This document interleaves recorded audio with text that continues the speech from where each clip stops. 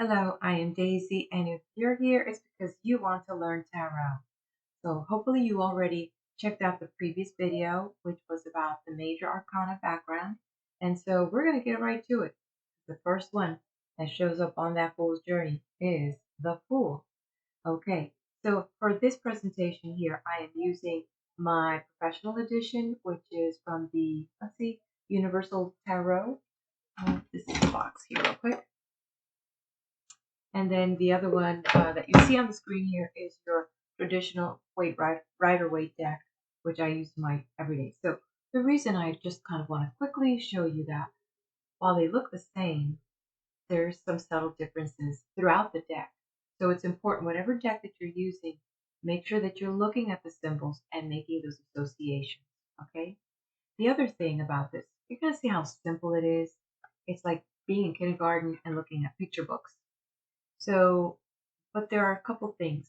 There is an aspect of numerology that you will take into memory, and then there's also an aspect of astrology in regards to the planets and the planet's energy and position that may help you if you take those little things into account.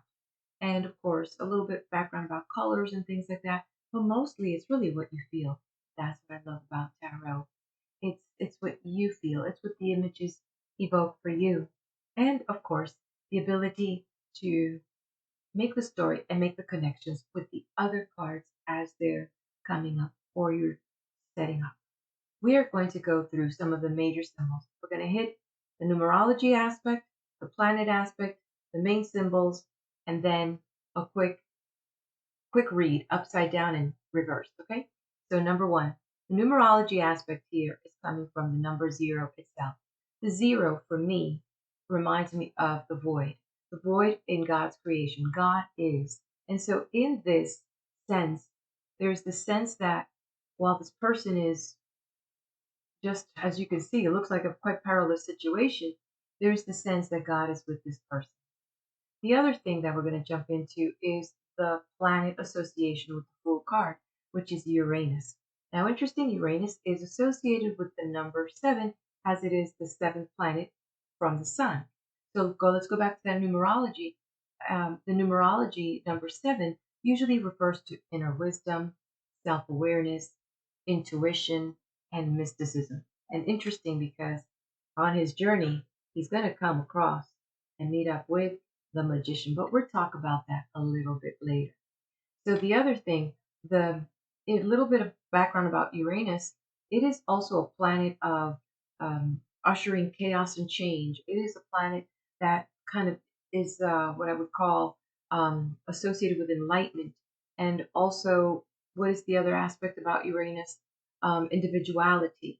So you have all these little things here that kind of, when you look at this card, it's not very hard to kind of remember these associations with Uranus and the Fool. Okay, so now there's about 1, 2, 3, 4, 5, 6, maybe seven key points that you look at in here that you may want to remember. Number one, hits you in the face, that beautiful radiant sun.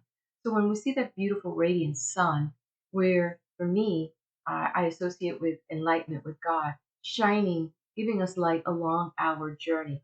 Now we do see this. Many of us are stubborn. God's talking. We're not paying attention. Like, hey, there's a cliff coming. We're oblivious, but it doesn't matter. The point is, that's an element, it's a symbol that we see here associating with that guidance, with the path being lit with enlightenment. Following through, the next aspect is a red feather. So the red feather's on the head. So the head closest right here where ideas are coming in. And because it's red, passionate ideas are going to take, flight. And we're going to embark with these ideas. We're going to move forward with them.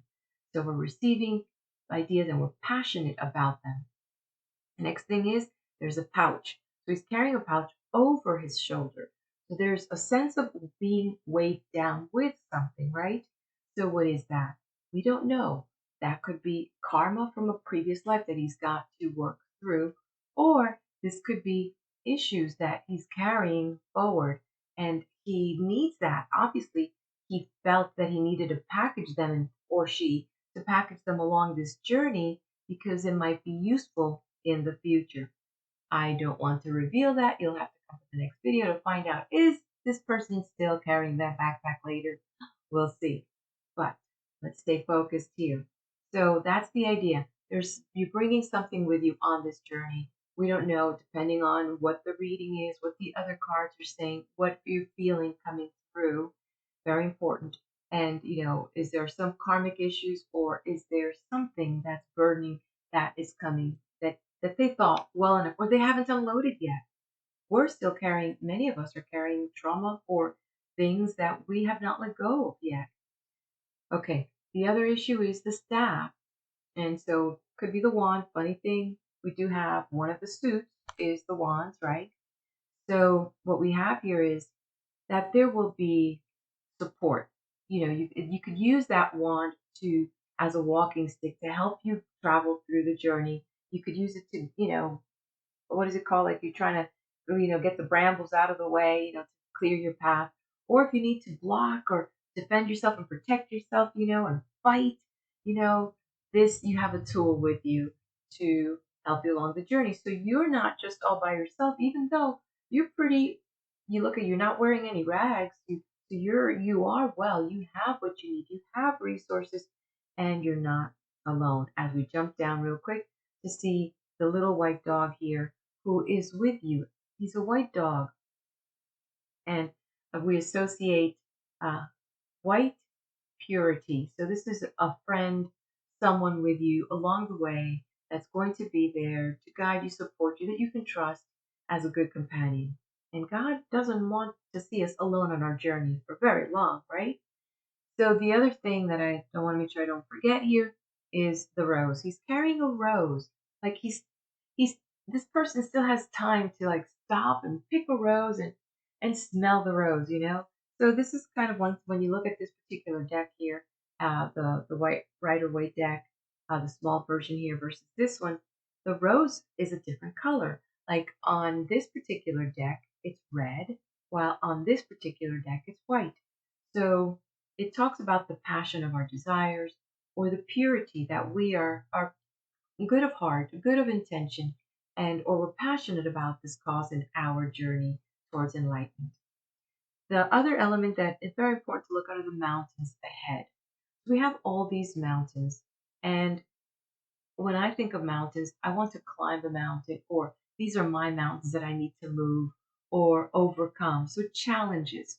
We see mountains as challenges to overcome. And it does refer that this person is not just whimsically walking. There is a goal, there is an end to this, there is a purpose to travel through these challenges and cross our mountain and reach our mountain, right? So there we have that as that. So now quickly, two things to share. How do you describe this in like small associations in a reading? Okay, well, I see this card pretty much is telling me, hey, something's guiding you to take that leap of faith. Go ahead, embrace what is ahead in the future for you, and embrace this experience in your life. And you're not alone. You're protected.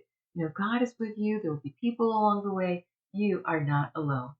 And then when you see it on the reverse, well, if it shows up reverse, then it's the opposite. Maybe this person doesn't want to take any risk. Maybe there aren't enough people there to kind of, help him through this process. Maybe he doesn't really follow his intuition, or maybe he's not listening to God and not trusting God in that process. So there you have it. So we know what the end goal is to reach enlightenment. And the next thing that you need to move over to the next video is let's meet the magician.